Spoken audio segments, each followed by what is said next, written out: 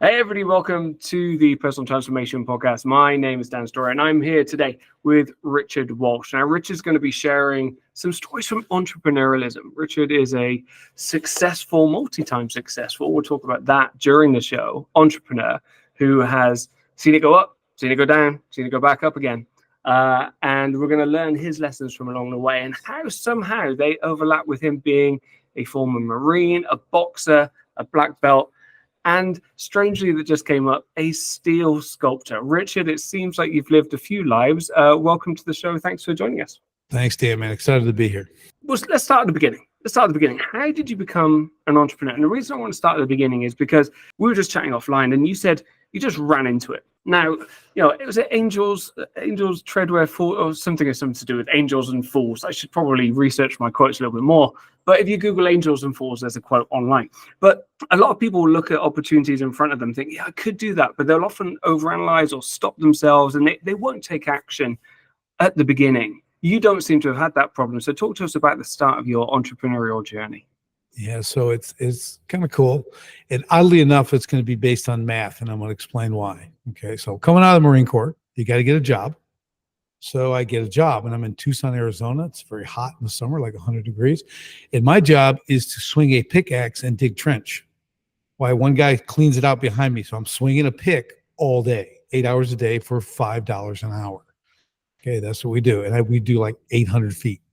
You're going 2-3 inches at a time, Dan, because it's caliche. It's very hard stuff. So, but I'm into it. I'm fit. I'm throwing stuff. This is okay. I'm making $5 an hour. Ooh. And then someone asked me to do a side gig. They're like, hey, man, can you help me? I got to move this granite, which is like a 3/4 inch granite they use instead of grass. They put that down. And he said, well, you got to take it from the street to my backyard and spread it. There's 35 tons. And I said, okay, I can do that. I can work. So I honestly spent my last $85 at the time. This is like 1987, okay, on a wheelbarrow and a shovel. And I went and there's this giant pile in the street and I moved that sucker from the front to the back. Took me 10 hours, got done. But here's the beauty. I got done. That guy came out and he put $1,000 in my hand and said, thank you. And I'm looking at this $1,000 and this is the math part. I said, I did basically the same thing yesterday for $50. Mm-hmm. I think I know my future. I am going to work for myself. And it was the start. I started a landscape business, started building that, but I didn't know, what do I know about a business? I just know I can make money, and honestly, Dan, making money, what I've learned over these last 30 plus years is the easiest thing to do in business. And people kind of get shocked that they go, money, that's not the problem. The problem's running the business. That's the work. I'm making money. I do that all day. Just tell me what I need tomorrow. I'll go make money. That's not a problem. So that was really the birth. That's where it really began. And that landscaping and all that stuff turned into custom water features. So boulders, rocks, waterfalls. I was kind of on the very front end of that. This was in 1989, 1990s, doing stuff like that. So, and I grew that. I changed locations, went back to Chicago area. Where I knew real money was. There wasn't any in Arizona. So I started getting what I'm worth, that kind of thing. And I built it up and got a lot of recognition, a lot of awards, built massive things, did over 1,000 of these things. That was going great. That was just awesome. It was really spectacular. The steel sculpting thing, I just decided one day, hey, I think I want to do steel sculpture. I'll teach myself how to weld, get a torch. And I don't do little things. So I made massive, like walk under waterfalls, steel things, and it's pretty wild. And again, got a lot of recognition. Ended up doing world-class projects, huge things, permanent exhibits and stuff. And that's the internationally recognized part. And it was just because I did it. Everything I did was because I did it. I just don't have this barrier mentality. Whether it's a no fear thing or not, I don't know. But I'm not risk averse. I don't do stupid things. Here's the thing. I also don't have any weird vices. I don't gamble. I don't drink. I don't, run around. I'm a married man for 25 years with 6 children and stuff like that. So but I made a lot of money, Dan. And when you got a lot of cash and you haven't made a plan, it tends to go away. I buy equipment. Oh, that's only $50,000. I'll pay that cash. Oh, I'll build a website for $40,000. Yeah, I'll do that. And then shut it down 2 weeks later. Okay. So I was kind of a fool in that aspect. But again, with a lack of fear or resistance to risk, you can have a pretty good time. What do you put that? You said, it's like you say, it's not an element of fear. There's no risk assessment. What do you think that is? Is it childhood? Did you grow up in a particular way, or what do you put that down to? Yeah, I had a pretty unusual childhood, you'd say. Let's say we moved around a lot. Okay, so I Okay. went to a lot of different schools, a lot of, 6 months, a year we're moving. This is just, and it's just an odd thing, um, due to a parent. But so I guess there was a lot of adapting there, Mm, So it didn't have a lot of friends. I would meet like usually one person at a school and connect with one person and I hang out with them because I'm probably leaving anyways. And then I leave, right? So I never had this sense of permanency anywhere. So there was always have to adapt. mm, Have to adapt to the next thing, have to, and fortunately, I guess I'm kind of a big kid, so most people didn't mess with me. They did when I was very young. Quick story. So I'm like second grade and all these kids are picking on me. I walked to school like my mom made me wear this like snowmobile suit and just looked like a complete, just a kid you want to beat up. Okay, that's what I look like. It's like great. And every day they would torture me. So I'd wait and I'd hide by the corner of the building. I'd look around when they're all in there. I'd run into class like a minute or two late, throw my stuff in the stove and sit down. I'm talking second grade. Well, one day, snowy out, we're out in the playground, recess, whatever. I had like 6 kids in the circle, and they're all gonna just work me over. So I'm like, whatever was in my, I'm like, well, I'm done with this. Dan, I beat the crap out of 6 kids. Okay. I left them in the snow. Okay. Walked in. And I'm telling you, as weird as it is, from that day forward, like people never messed with me. And I went to a lot of schools. yeah. So I didn't like have a reputation, but I had this sense of like, okay, I'm just not taking anything anymore, and that kind of led to, the rest of the story. Yeah. But so I think that really was it. I think it was just that ability to adapt, and not have a need. And this is odd too, a need for others. Okay. Yeah. It was kind of this solo, like, and this became a problem. Actually, this really hurt me for the first 20 years of my business because I never would ask for help. Mm, I'm doing this by myself. I'm a Marine now, right? I'm doing yeah. this. I can just, I'm dipping the shoulder. I'm pushing hard. We do everything the hard way. Everything. There's no easy. There's Yeah. no easy way in the Marine Corps. My son's in the Marine Corps now, and I can tell you stories he's already gone through. But there's no easy way. So I'm like, that's my mentality. Mm, I'll do all the work. It'll take twice as long and be, twice as hard, but I get all the credit. yeah. So everything became about me. I won the awards. I'm the great sculptor. I'm the water feature, but I'm the king of the whole thing. I'm the people they want to talk to, right? And that's not the way to do it. So what changed it? Because I guess if you look at, like say, the mentality of a Marine, like coming out of the services where you've got the system and the structure around you, right? Then you go to the employee. To be fair, it'd probably be pretty hot, but I'd love swinging a pig maybe a couple of days. Like you get the blisters, then you're done, right? But it's a good workout. But that's the employee mindset. It's like, I'm going to trade my time for money. Then you have that moment where you're like, holy like this is a lot of money and I could get other people to do this money and I'll just say, oh, here. Was there any psychological shifts that you had to go through? Or what were the realizations that allowed you to kind of move, like say, from beyond that, just me doing it and getting my shoulder into it to, okay, I'm going to scale and get other people on board? Yeah. So I knew I couldn't do everything by myself. So I get people working for me. Right. And like, okay, that's a good step, right? I can't swing the pick every day. Now I'm digging holes for ponds. Yeah. And they're 20, 30 feet by 10 feet and 30 feet and whatever. Right. So you're not doing that with a pick and shovel every day. Right. So it's going to take you 3 weeks to make one thing. And I want to do it in a day because I'm also kind of excitable. Right. So I go, okay, so I got people that I realized, well, I could get machines to do this. So I figure out how machines can do this so my guys can work more efficiently, right, and not break their backs. So we did it, and that was good. So I'm like, okay, that's pretty good. We got them going. I got an office manager too. Okay, let someone run things because, Dan, honestly, like in 08, 07, I couldn't even send an email. Like, I'm an artist. I'm out working. You know, I got things to do. I don't have time for that. I'd write something on a napkin and give it to my office manager. Say, send this to someone, So I was kind of, hands off that way. But then you realize like, wow, I'm doing, making great money. I'm able to do these massive projects and make this incredible money. But I really wasn't understanding scale. I wanted the scale. I even had this thing like, man, we could do this all over the country. I could teach people how to do this. They could become like little Rick Rocks. That was the name of my company. I can get little all over the place, right? I could teach them how to do this. And so I had the mindset for that, but I didn't have the the ability to understand how that actually works. You know, you can't just find good workers and hope they're great people. So 08, 09 comes and that we had the financial collapse. So I am certainly a luxury item. No one has to have a waterfall in their backyard, right? They can wait on that. And November 5th of 2008, the day after our election here, my phone started ringing. I mean, I lost $500,000 in that day of people just canceling, do it. And I'm at the end of the day, I'm like, I think it's over.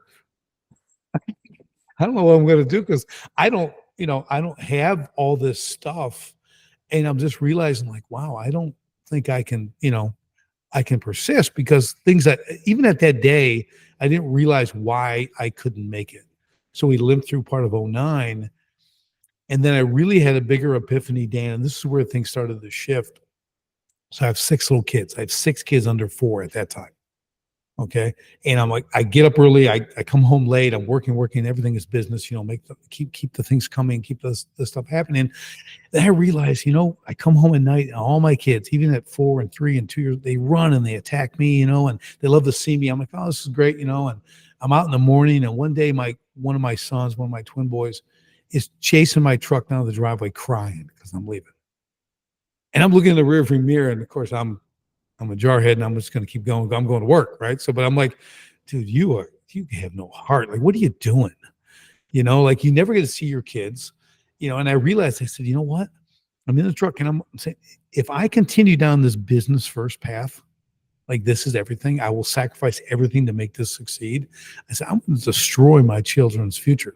Yeah. They're going to have broken marriages, no relationships. They might be successful in business, but they'll have no friends. They'll have a wake of bodies they're going to build on top of, right? Because they want to get ahead. And I said, man, I can't do that. And that day I shut everything down. We were collapsing anyways. Yep. I just sped up the process. I mean, I had the same guys for 10 years, best work ever. I mean, just incredible crews. My office manager, I'm like, guys, we're done. And everyone's like, what? I'm like, I can't do this. I got to shut this down. So I shut it down, sold everything. We were losing our house anyway. So everything was collapsing. Wow. Right. So now we have no home. I have 6 kids. My wife, I got to sell stuff. The saving grace is I owned everything because of the goofy way I bought things. I paid cash for everything. So I had a lot of stuff. I still sold it all because I didn't ever want to do that again. I didn't want to do that business again.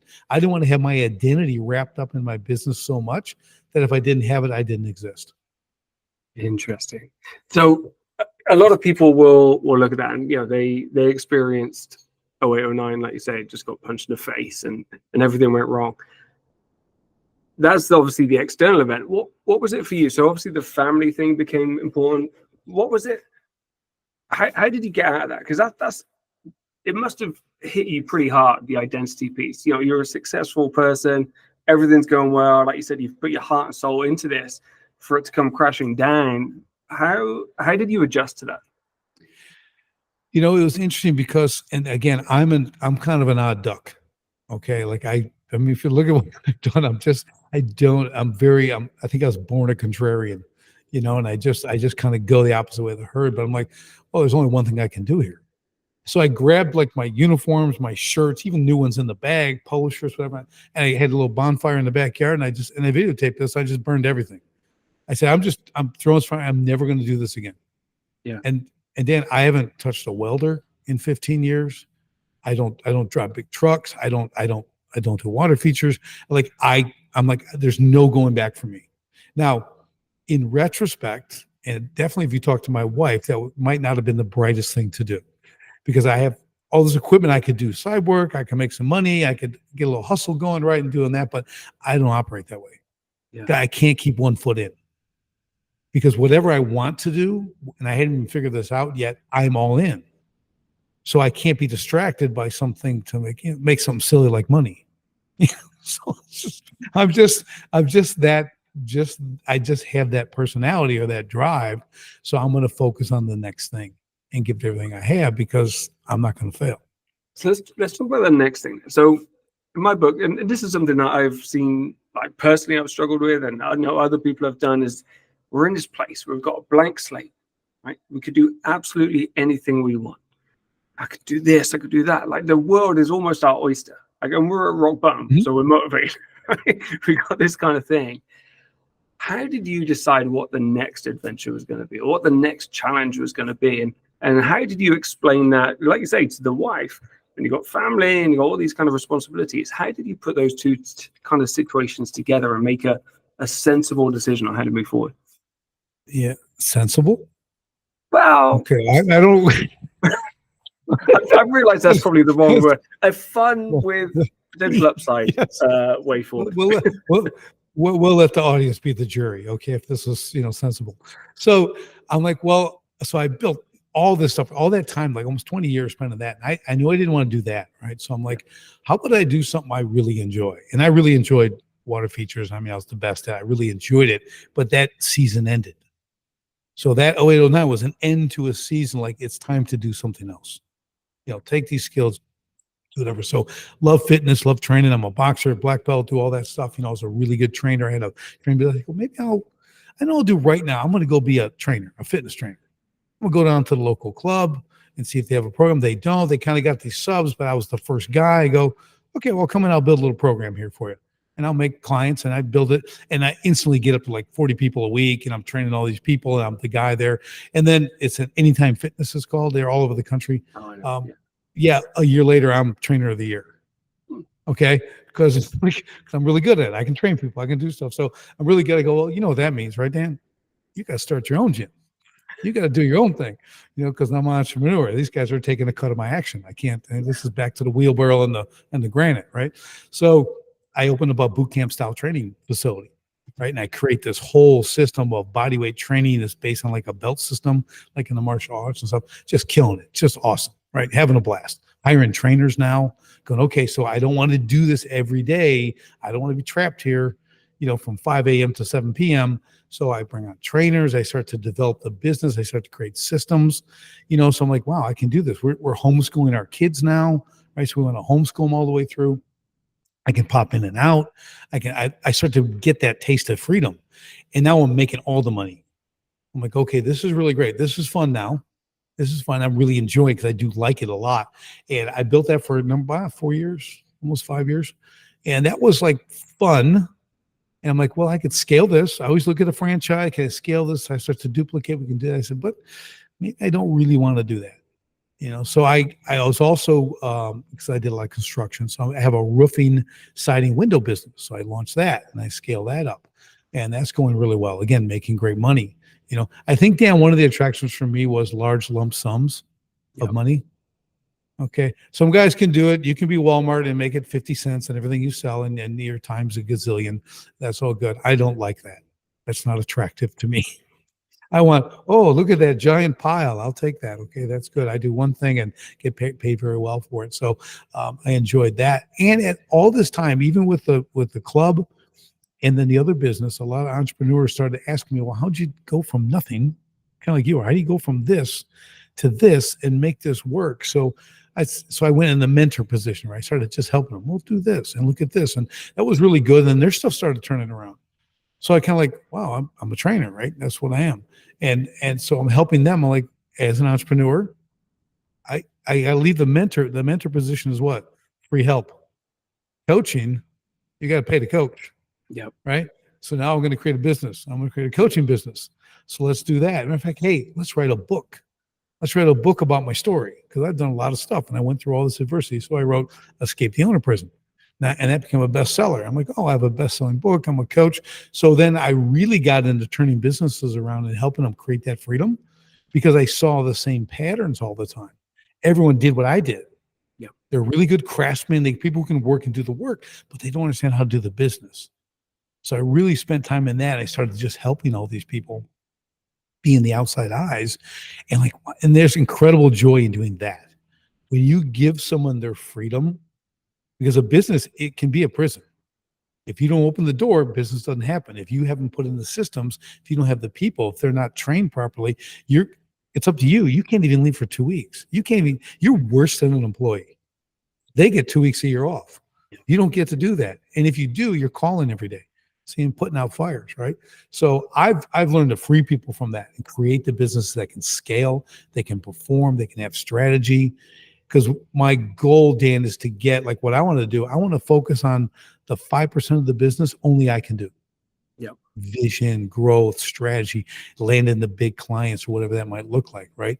If I can do that, that means I'll probably work about 10 hours a week. That's freedom. Yep. Everybody else is doing everything else. So that became the whole catalyst of what I'm going to do as a coach. So now let's help 10,000 business owners create freedom, profit, and impact. Now we can elevate their business. Now you can do something with your business, not just make money. Because money's not really the driver. Anyone in business, most entrepreneurs, they're not in it so they can make money because all I want is money. They want the freedom part. They want to make an impact. They want to help others. They want to do things. So I've learned how to flip that and build it so it's very vision driven, right, for everybody on the team. And people can have purpose because money's not the motivator. People think money's the motivator. Money's like number 3. Yeah. Right. People want to work for purpose first. Then they want quality feedback and they want recognition, whatever their position is. They want to know they're doing a good job. They want to be told this, right? They want to be listened to. Then the money. Everyone wants to make good money. Let's see. We're not kidding ourselves, right? We needed to do things, but it's not the number one thing. Right. Businesses I've helped, they've had people come work for them, taking a pay cut from their previous job because they want to work in this atmosphere, because they want to work for a purpose. So they'll actually make less because they're happier at work. Yeah. So that's what it all turned into. I think did I answer the question? Yeah, I can't remember what the question was, but the answer was perfect. So if the question was wrong, then we'll reword the question. We'll go back in post production. But no, I think you're right. It's, and you had that recognition, like you say, as you were driving away in the truck. Is if you were just doing it for money, you would have carried on and you wouldn't have even looked in the mirror. It's like, right, I'm going to go out. And people can go out and work. I work with people who are working 80, 90 hours a week in the city, and it's like, I'm doing it because the money, or doing it for the opportunity in the future.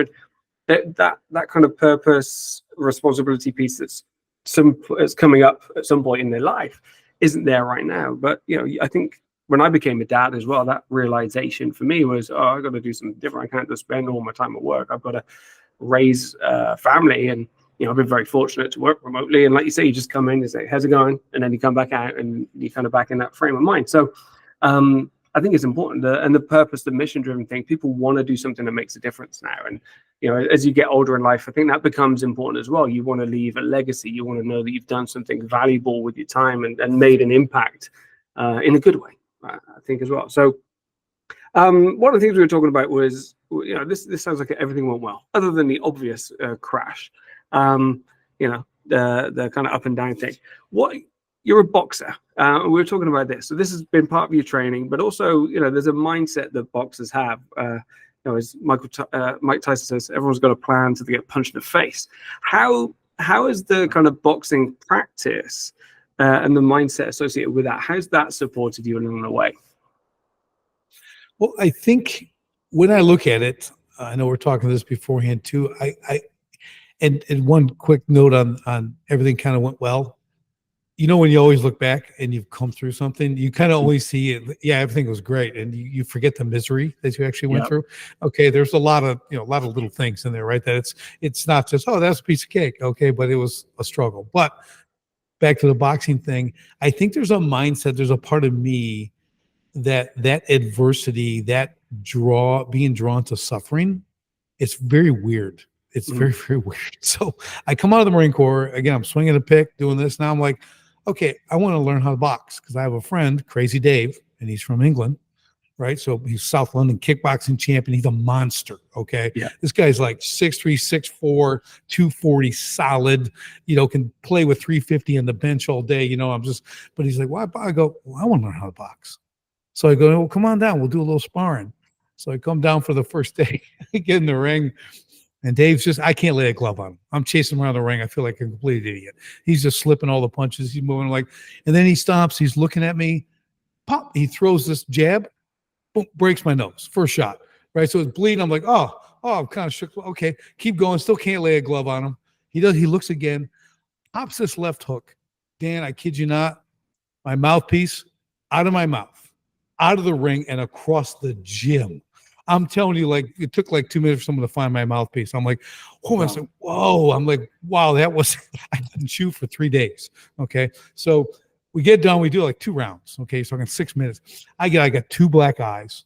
Okay, busted nose. I can't even move my jaw. And we were at that time I was working at a bar. I was like an assistant manager at a big college bar in Tucson. And I come in, the general manager sees me, he goes, what happened to you? And I go, oh, I was sparring with Dave. You can't do that. I go, oh, I'm going back tomorrow. I'm going to get good at this. And he's like, well, you can't work. I go, I won't work here. I don't care. I'm going to box. I'm going to learn how to do this, man. This is, it's just that mentality. And here's the reality of it. Anything new, there's a starting point everyone starts at. It's called awful. Yep. Okay. That's the level you're at. And that's where I was. Just made look like an idiot, got a busted nose on it. But I came back the next day and I started going, got better. Wow. All of a sudden, a year and a half later, I'm a Golden Glove state champion.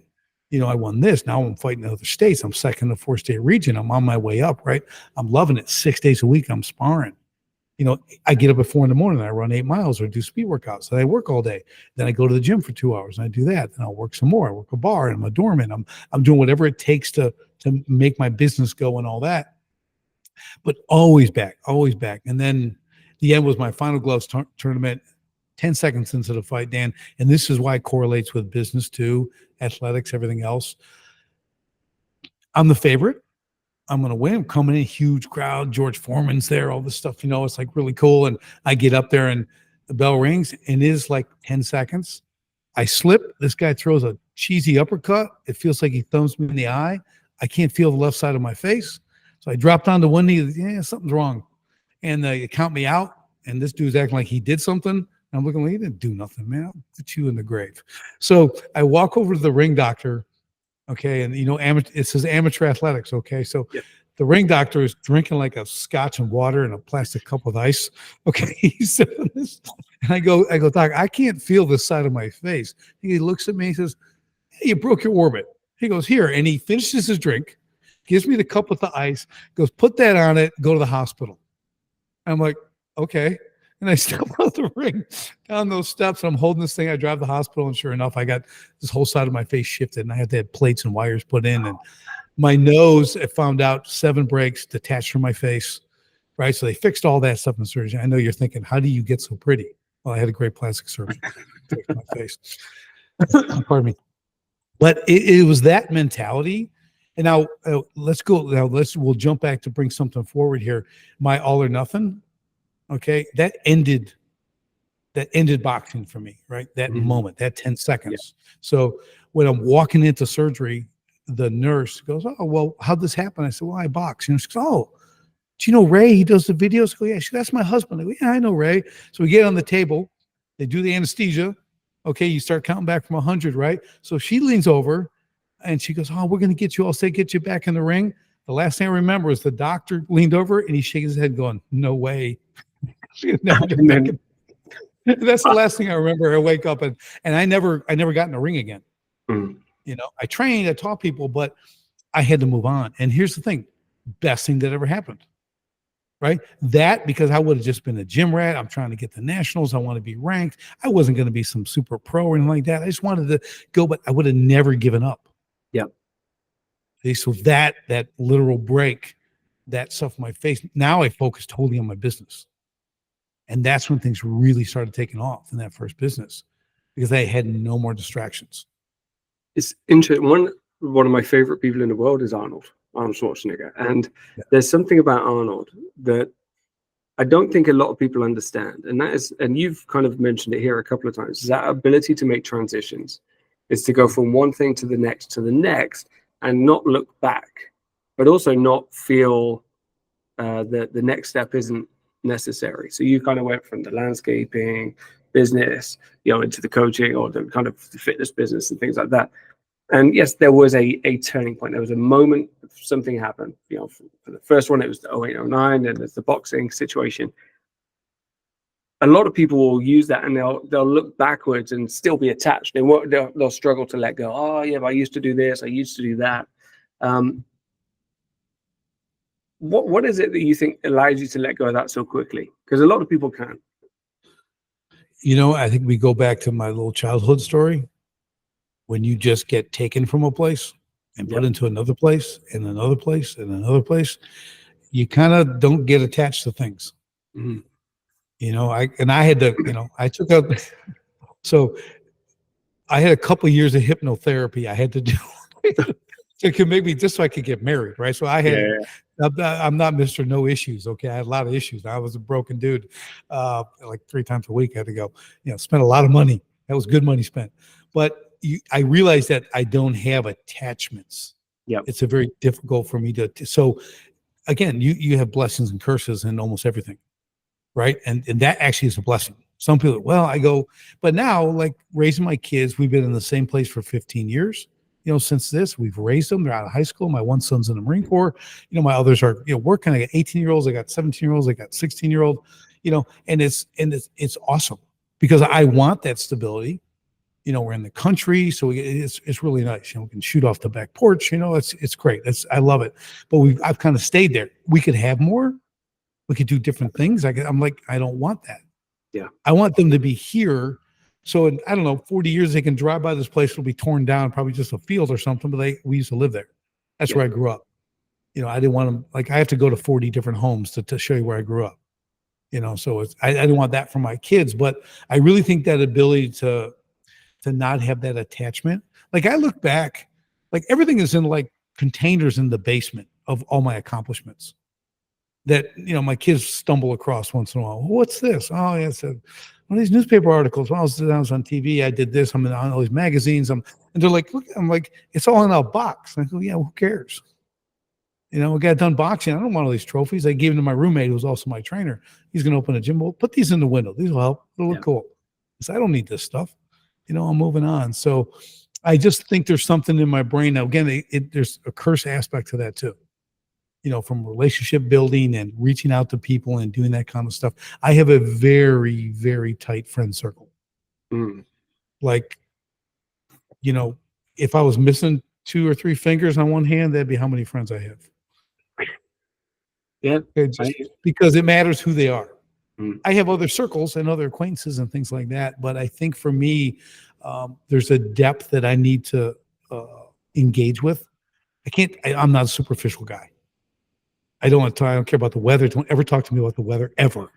I don't care. It doesn't matter. I have no control over it. Why are you obsessing on what the weather is? I don't care. It's just, I'm just odd. And here's my capitalistic view on the weather. I know this is a total tangent here. If they could predict the weather, they wouldn't tell you for free. Okay? Mm. That's all you need to know. Yeah. Okay. So you go play with your little charts. Great. I go out, I use the weather rock. You know what the weather rock is, Dan? It's wet, it's raining. I got one of those. Yes. It's white. It's got white on it. It's snowing. If it's hot out. It's the weather rock. That's what I use. Okay. Yeah. Just reach to the side and okay. But again, it's part of my mindset, right? Things that don't really matter, things I don't have control over, I let go. Yeah. And then moving forward, like you're saying, I think the important thing is it's the courage to do the next thing. But it's also understanding, like holding out, like a couple of my friends, some older friends, are still bummed out that I quit doing water features 15 years ago. I'm like, you guys got to get over this, man. I'm like, why, who cares? Like, but I go, so what? I was this, I was that. Who cares? I have world class. Who cares, man? What are we doing tomorrow? Yeah. What's the next hard thing? What's the next hard thing I can do? That's really my mindset every day. I still train. I hit that bag every day. I rock that thing. I am, and I'm a frightful sight. Okay. I hit every punch is hard. I'm 58 years old and I'm doing 8, 9 3-minute rounds. Awesome. Then ab work, something like that every day. I love it. And no one will talk to me. That's even better. Because they're scared of me. And I'm a great, nice guy. I don't, but I just love to go get my work done. I'm very intense. There's no interruption. There's one AirPod in, and that's it. I'm working and the music on, and I just do my thing and I leave. Sweaty, dripping sweat, get in the car, go home. I won't even take a shower at the gym. I'm done. I'm leaving. That's, as weird as that is. That's what it I'm is. having flash forwards to me in a few years. Yeah. But I like that intensity, and I think every business owner has an ability to turn that intensity level on, and the ones that kind of make it to a certain point know how to turn it off as well to some extent. But I think this is one thing: is work-life balance is great later on, but it's not useful during the kind of work season, I would say. Yeah, it's a challenge because here's the thing. So when you start a business, thing I have not figured out, and I figured out a lot of stuff, is how not to work really hard when you start a business. Yep. Okay, you're going to spend 2 years working the long hours, figuring stuff out, working. But the problem is, this is what I've discovered, Dan. This is part of the pattern. Guys get in there, they're in that, right? And they're really good at what they do and doing a lot of the work. But next thing you know, 10 years has gone by and they've repeated the first 2 years 5 times. Yep. And that's the prison. Yep. That's where they're trapped. They can't scale because they're still picking up a hammer and driving nails. Like, you can't ever do that. Like, that season's over. Yeah. You were a great craftsman. Now, if the people you hire, okay, they're not as good as you, I'll pat you on the back for that, okay, which is probably a lie anyways, okay? But if they're 95% as good, your customers don't know the difference. Right. Let them work and train them to be 100%, but step away. Let them do the work. Let them get the recognition. Let them build up. Empower them to do their job at the highest level they possibly can so you can work on that 5%. The things only you can do on the vision, on the growth, bringing in the big clients, get work for these guys so they're always working. Yeah. That's the next step. And now you can scale. Now you can comfortably scale. You have strategy. You know where you're going. You know where you're going to get out of this business. You're going to create an exit strategy so you have purpose. You know when it ends, what you want, how to build it to get all that. So there's a lot to that now, right? Now you're a business owner. You're not a qualified employee. Just working for yourself. Now, or what I call it, you've now become the conductor of the orchestra. Yeah. You're not the violinist. Yeah. In some cases, the triangle. Okay, playing the triangle. That's you've made it. That's the ultimate job in any kind of band. Is just that guy. Bing. That's it. I wanna kind of jump into one thing just quickly. So you said you're 58 years old, still motivated. Like there's a ton of energy coming off you. How do you balance like you're doing really well versus still being challenged and having goals for yourself? Where do you sit with that at the moment? So you mentioned work-life balance. Absolutely hate that term because here's what people do. You need work-life balance, and then they walk away. I say, well, hook me up. What does that look like? How do I do that? Just give me the plan. I'll make it happen. Yep. And they just keep walking because they have no clue. Someone told them you should have that and you should have that. Now, I don't disagree with the balance aspect, but what they don't understand is business is its own animal, right? It's its own thing. And we already talked about, you have to go hard, get it established, build yourself out. But what's the balance part? What is the balance part? Because some people argue there isn't because it's a business. I'm like, no, there is. And I call it the 5 F's, okay, as in Frank. It's faith, it's family, it's finances, it's fitness, and it's friendships. That's what you're trying to balance. Yep. Like me, I just told you I got like 2 friends, okay, but for me, that's a balance. Yep. I have 2 more than I used to have. Okay. So, faith, my faith is very strong. I raised my children. I'm a Christian. I raised them with a biblical worldview. We homeschool them. I had that influence on my children. The family aspect, that's it, right? I'm around. We teach them. I develop their character. I give them a work ethic. Mm-hmm. They're not going to be a burden on society. They're going to be producers. They're all going to do great things in their own way because I've trained them to do that. Right. And I've given them the flexibility to learn the way they learn. Right, to be great in their own way. Finances, okay, I got to be a little smarter than I was back the first 20 years, right? Like you have a place for your money to go. It's called Parkinson's law.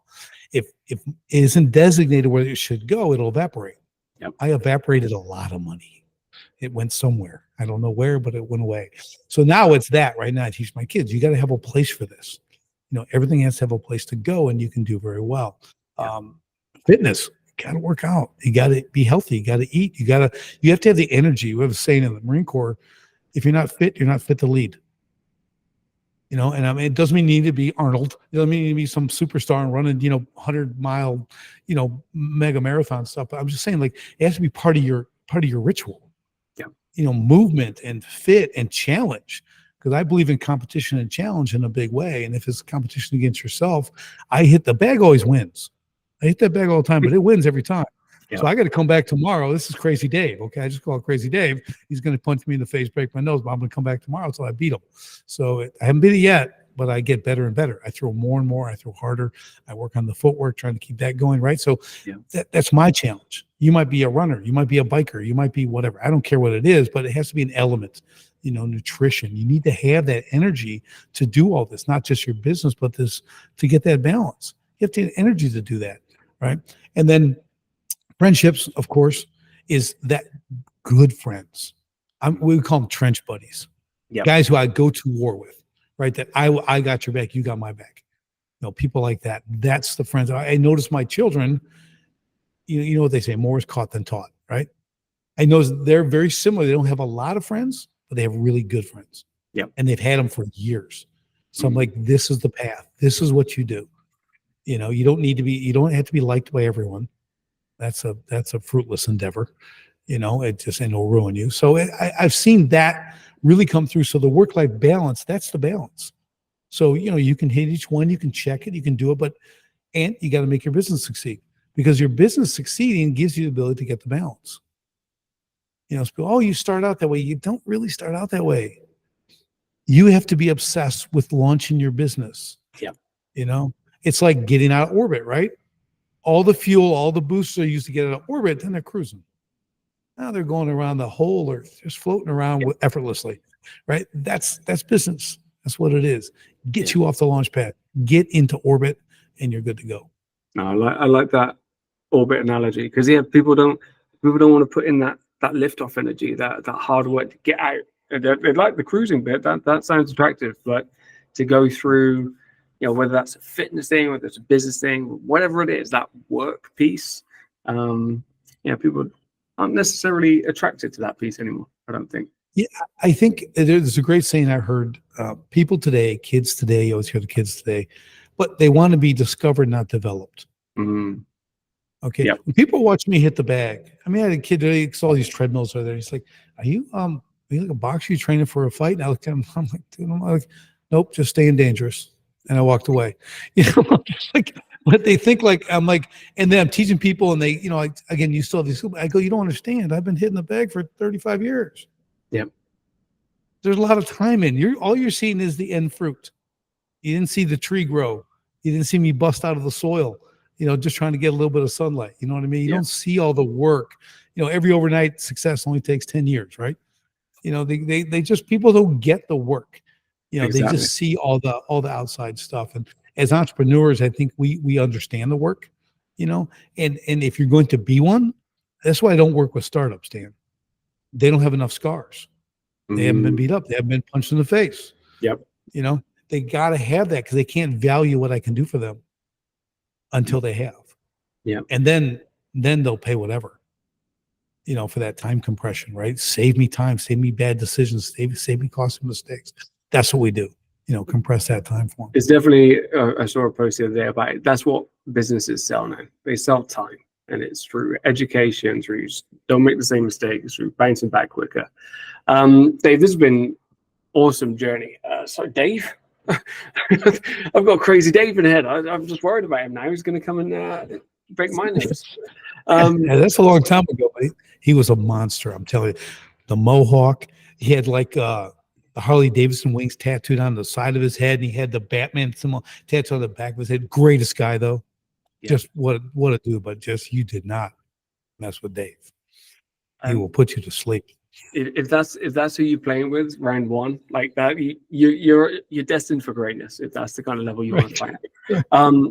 This has been really interesting. I'm going to go with a couple questions. Number one, let's say there's people listening, they want to start something, but they haven't started it yet. What would be the one piece of advice that you say, right, this is going to get you off of the sofa and get going, whatever that is, fitness, business, whatever? It's taking the step. I think ignorance on fire. That's what I call it. You don't have to know anything. It's imperfect action. You have to take the action. You are going to screw up. You're going to fall down. You're going to get punched. It doesn't matter. Because here's what, put this in your mind. If you can breathe, can you take a breath? Yes. You're in the fight. Yep. That's it. That's all you got to know. Like and no battle plan ever survives the first shot. So if you're going to sit at your desk and keep getting ready to get ready, and you're going to try to get all this stuff lined up, you're going nowhere. Nowhere. Get in. I can't learn how to slip a punch if I've never been punched. Right? Because now, again, you and I get in the ring, Dan, and you wouldn't be able to touch me. No.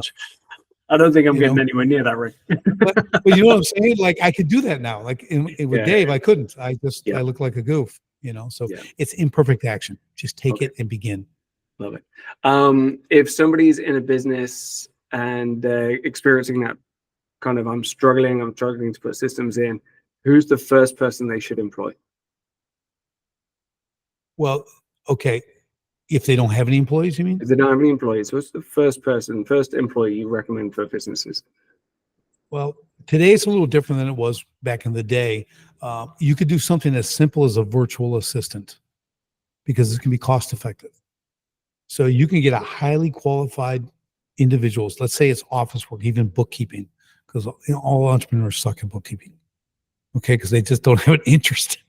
So for $4 to $6 an hour, you can hire someone who's like accredited, skilled, can speak perfect English. In our case, we're from the Philippines.